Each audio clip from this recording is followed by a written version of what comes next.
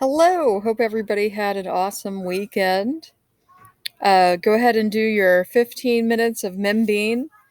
When you're finished with that, you're going to open up Common Lit and go to the poem Mending Wall by Robert Frost. All right, let's go ahead and take a look.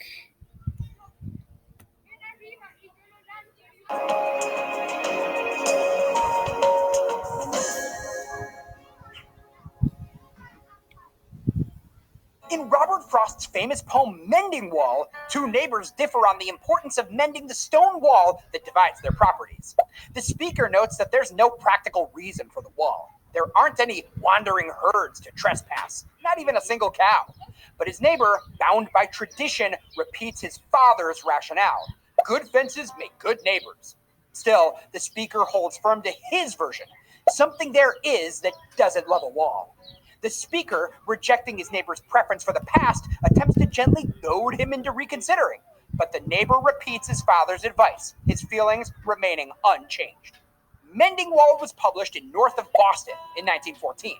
Unrhymed iambic pentameter, which is commonly used in blank verse and for exalted subjects, appears here to present homespun truth and dogmatic folk wisdom. In Mending Wall, the speaker holds a modern position in opposition to the traditional version held by his neighbor.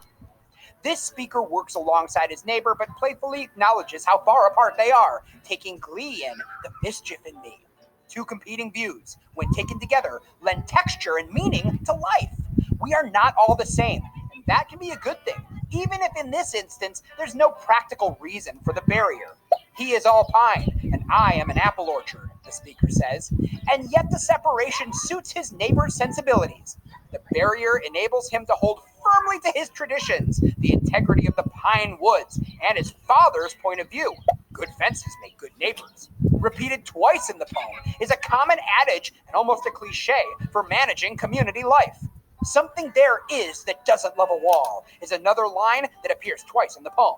That something is not only the forces of nature, but also the speaker who sees the hard work as unnecessary and the traditional purpose as lost. The traditional New England stone wall has lost its practical purpose, and it's hard to see savage darkness in holding to this picturesque tradition.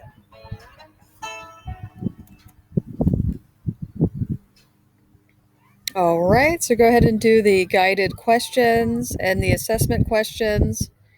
I'll set up a separate document for the discussion questions.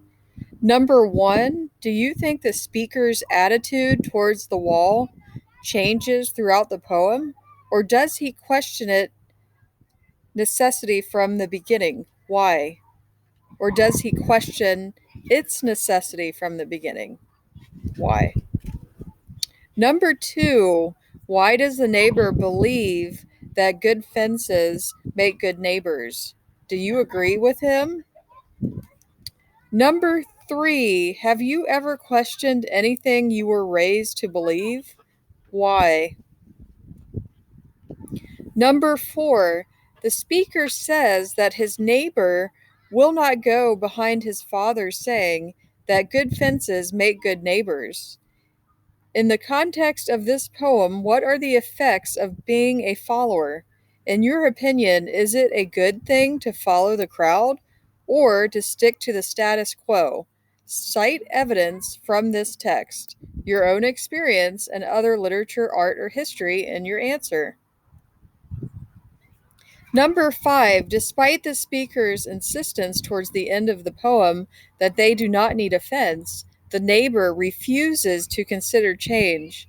In the context of this poem, why do people resist change? Cite evidence from this text, your own experience, and other literature, art, or history in your answer. All right, hope you guys have a great Monday. We'll see you tomorrow.